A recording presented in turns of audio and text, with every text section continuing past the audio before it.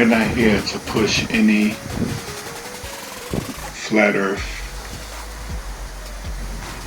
proof or reality or anything about flat earth. We're not here to push it on you, like grab you by your shoulders and shake the crap out of you and make you believe it.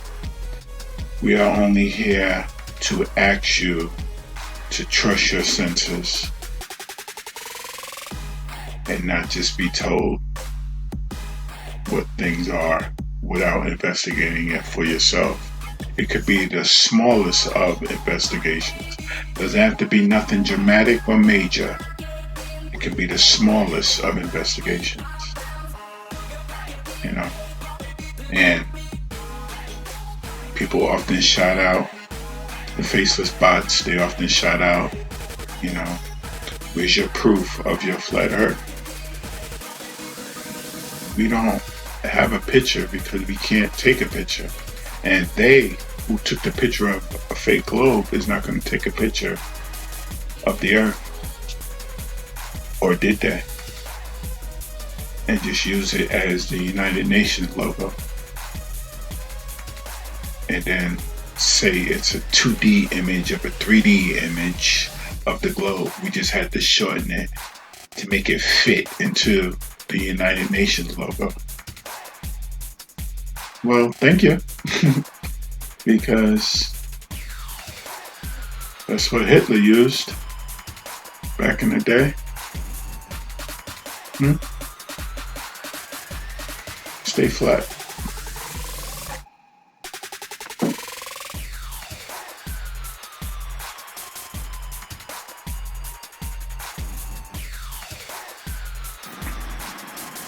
Many of you have either rode a roller coaster or have stood and watched someone ride one. But I'm sure many of you have looked at the wheels of a roller coaster and see how they are designed to grip the track so that they can spin upside down and twirl and do all kind of fun stuff. However, the train system that run across the world is not designed like that. The wheels on the trains and the freight trains are designed to keep the train just on a flat, level surface. They have no grips or anything attaching the train to the track, which often leads into derailments, such things like that. Now, there is a 82 container freight train that goes from eastern China to over 6,200 miles to Madrid. It's called the China-Europe Block Train. And with that distance, the train would have to make on a ball earth, it would have to account for 4,848.7 miles of missing curvature. So at any point in time, the train will fall off rear end first and just tumble out into space. Now, when I get that detailed with it, it's an issue. Somebody comes up with a formula to say why it's not falling out into space, because it's going upside down. There's a formula for that. I think I walked out of the classroom for that formula. And we also have the Eurostar trains, which speeds are recorded as up to 155 miles per hour. And that's just from Spain to Europe. And they're going at that rate with no roller coaster wheels. So again, I trust you all to just use your senses. Basically, your common one.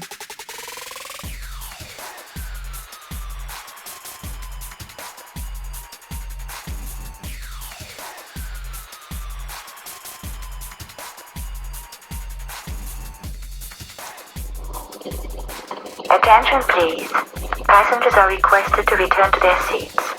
We are about to land. The local temperature is 15 degrees centigrade. Please fasten your seatbelts and please refrain from smoking.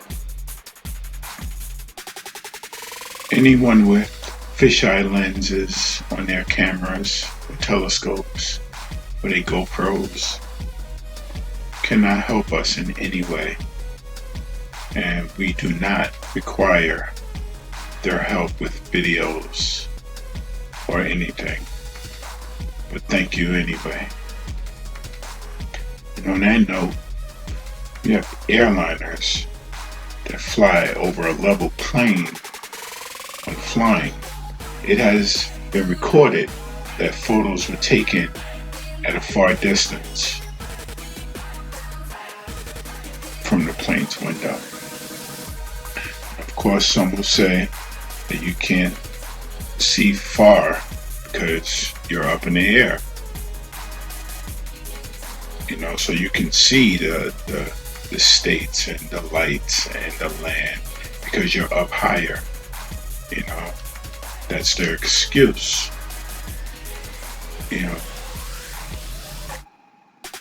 But at 9 miles up flying horizontally, the earth below you should drop off in the distance. Y'all don't say that part. If you're going up above a ball, if you have a piece of a peanut or a sunflower seed and a beach ball, and you put it on top of the ball and bring it up slowly to go over your head, or put the ball on the floor and just stand up slowly from the center, North Pole, allegedly, of the beach ball, it comes straight up, stand straight up, with your eye looking at the seed and the ball, the edges should drop off. Not rise with you and remain at your eyesight. The higher you go, you still see the level horizon line.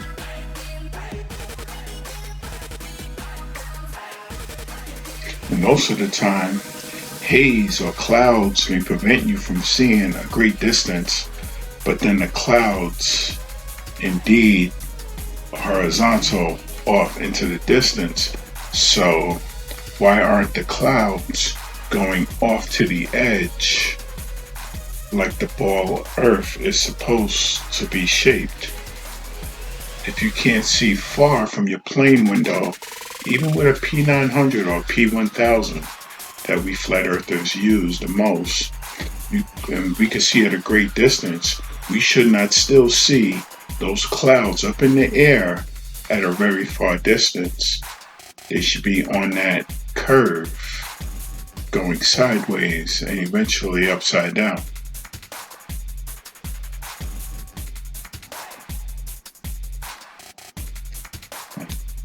Even landing an airplane, the nose always rises slightly when descending, never forward, because that will spill people's drinks. That will wake people up. They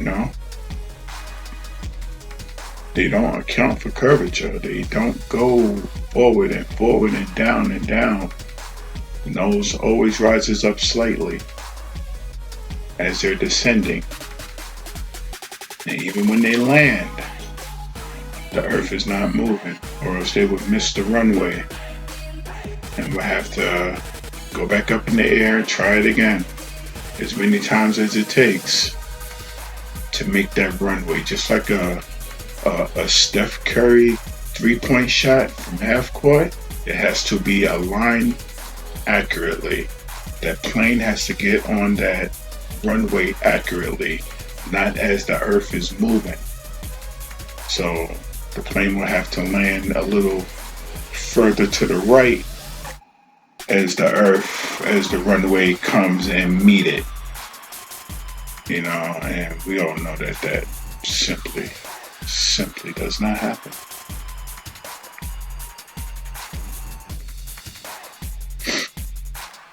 And autopilots are used without programmable settings of accounting for curvature. And pilots were even unknowingly on record stating that they fly over a flat plane. And you can look that up yourself. You could tell it was just a regular conversation. There's one female pilot that was questioned in the airport, and there was one pilot that was questioned at the cockpit. Even if he's on record, he still said they fly over a flat plane. And it is what we see, what we deal with on a plane. You feel turbulence, and you don't feel a curve drop. Oh well, the Earth is that big that you won't feel it. Too many excuses come up. Too many unproven excuses come up. Too many excuses with disregarding your senses arises. This is what you feel on a plane, and you're going to tell yourself that this is not what you feel. You're doing it to yourself. We know what it is, and most grateful of it too. And it makes sense that the pilots would speak on that level about flying over a flat plane, because that's what they learn in flight training school. If they didn't fly along the natural horizon, then they failed. The plane is wibbly wobbly, and they would just fail.